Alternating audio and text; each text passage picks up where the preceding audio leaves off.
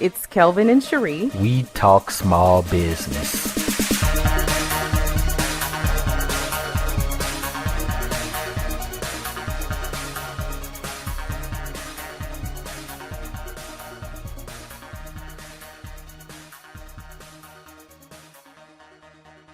Hello, world.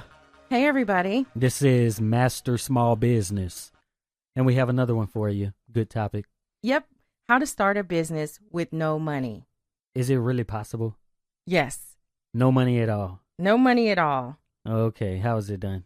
It's done by using the things that you probably already have. But first, we need to talk about it I think it's good to break it down into 3 different steps. So the first step is to decide on a business to pursue. Right. There are a couple types. 2 of the major types would be a service-based business, and then you have a product-based business. Right. And so the services, they offer a lot of opportunities because you don't usually have to buy many products up front before you get paid by your clients. So examples of services would be a lawn cutting business, or if you are a hairstylist. Right. Some of the startup things for those types of businesses you probably already have. So you may have a lawnmower and weed eaters and things for a lawn care service. And, you may have some products that you have already been using that you could use on other people's heads if you're going to do something like, hair care. Right. Or even makeup, things like that. Right. Obviously, what tools you'll need will vary by your business type. But generally speaking, services are going to be a lot cheaper to start up. Yeah. But what if it's not a service business, if you want to sell products? Because I know a lot of great ideas that people have, maybe that they want to sell products. They have a product in mind, or they're really good at that hand-to-hand, face-to-face sort of thing to just have money in exchange for an item.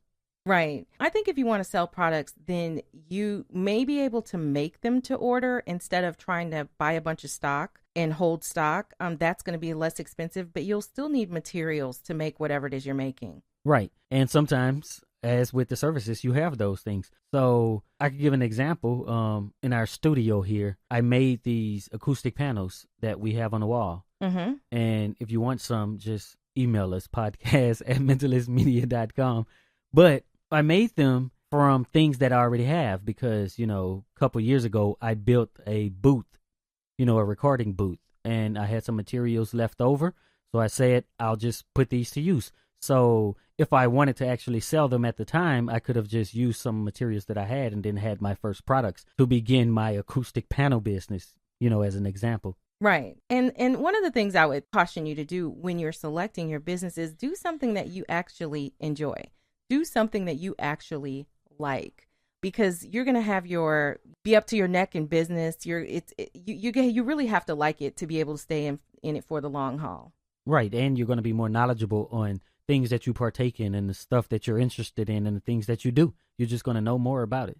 Right. If you, with no knowledge of sound and acoustics, just said, I'm going to make acoustic panels, then it probably will work for a little while until people realize that, these acoustic panels don't work, or, you didn't consider certain things when you were building them, Right. Or if you are your own customer, then you are going to know what other people are going to want. Right. So you do need to know a little bit of something about it. You have a lawn, you want it edged and how you want it edged, how high you want it, you want it green. So you're going to be knowledgeable already to be able to deliver satisfactory work for your customers. Right. And then, using the lawn care business example, of course, I've cut the grass before, but I really know nothing about the height of how to set a mower and all that other stuff. So the learning curve would be really big for me if I was going to try to have a lawn care business.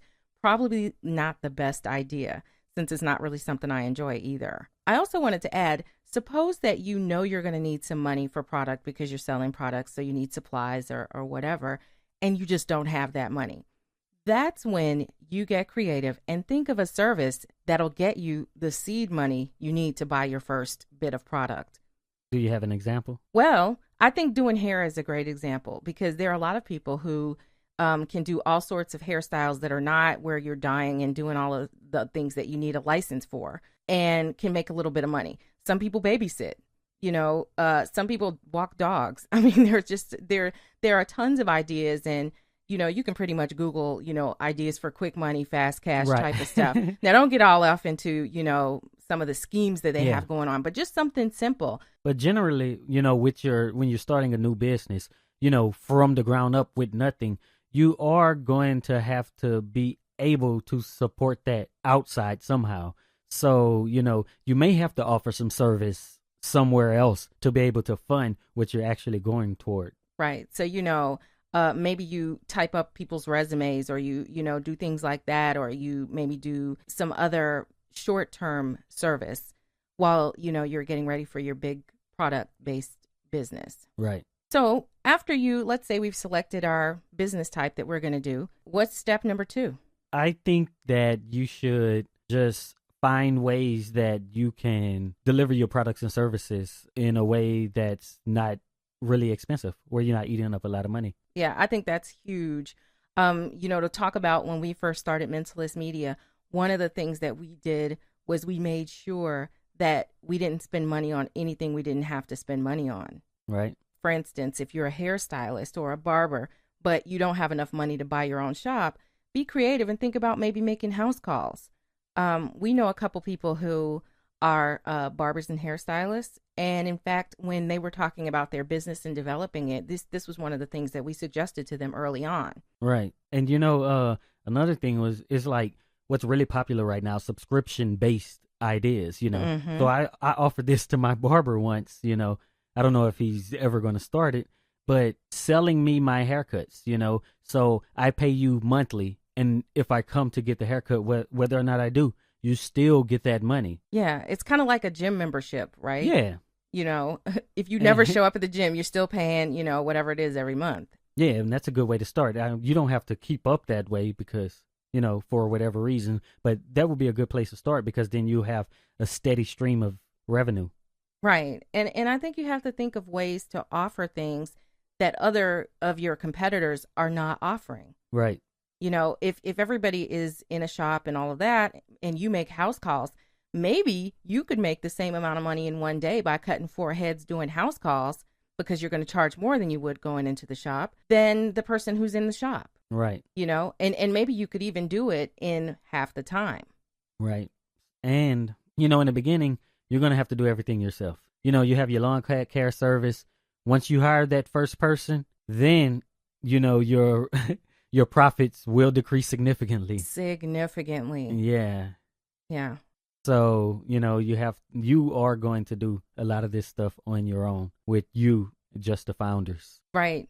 Another thing that I see people waste money on, and I feel it's a waste, are the promotional materials. You can use free tools for promotion through things like social media and word of mouth. To date, Mentalist Media, we do not have business cards. No, we do not. And I think that idea is kind of old. It's many different ways that people will remember you. And I know when I get business cards, I never really look at them ever again. You hand them to me and I put them in my purse. And then once a year when I clean it out, I find all of these business cards. Yeah, I don't really look at them. Mm-hmm. I look at them the one time. Oh, that's pretty cool. This is your name. This is what you do. Cool.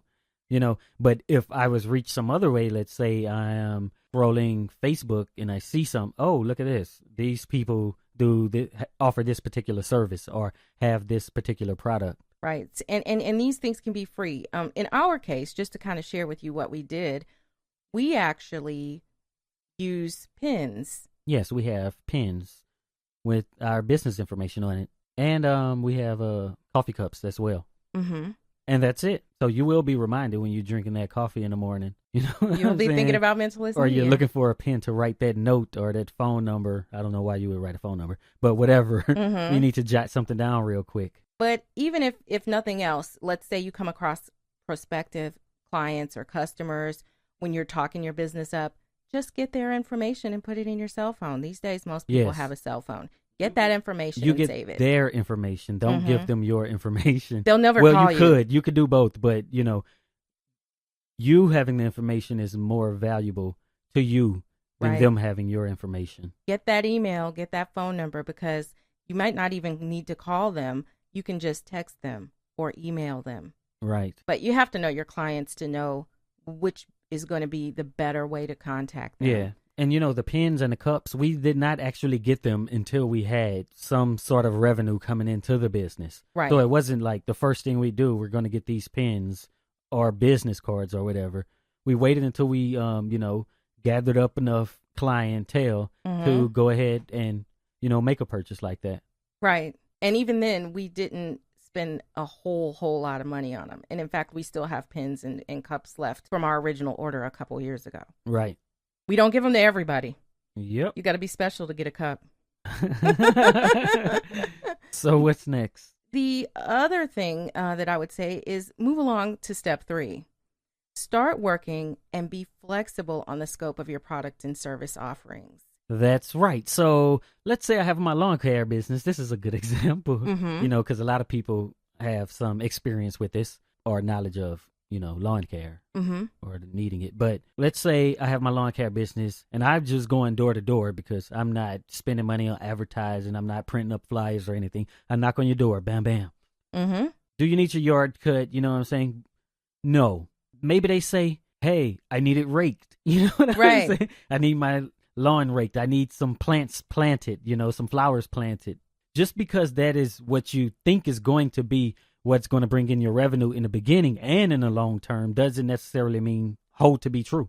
Right. And, just another word to the wise, you're always going to have a lot more no's than you have yeses.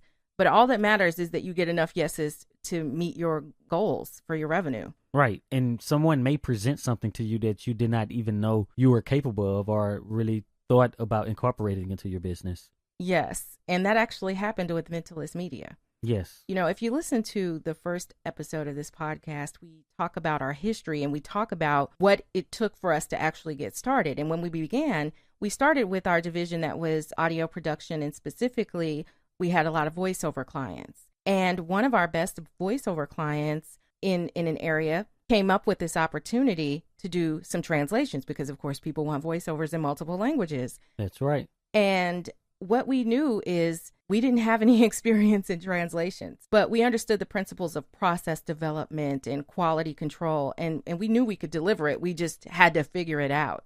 Right. So basically it was, I need these voiceovers in another language. Right. So then it's, hey, we have to basically get it translated before we can deliver these voiceovers in these other languages. Right. And believe me, it's not as easy as it sounds on the surface. There are a lot of steps to assure that, the quality of the translation. It's not so simple. Hey, you can go to Google Translate. And no, it's just that like, is not how it Tesla, works. Though. I guess, they make their cars and everything, but they have to develop the power system, and the batteries and things for those cars. So then you're getting into something else. I want an electric car, but hey, I have to make the batteries for these things now, which in the future will become a big part of Tesla now, basically selling these efficient batteries to companies all over the world. Right. I think the key is to realize what is it that people need and to fill that space.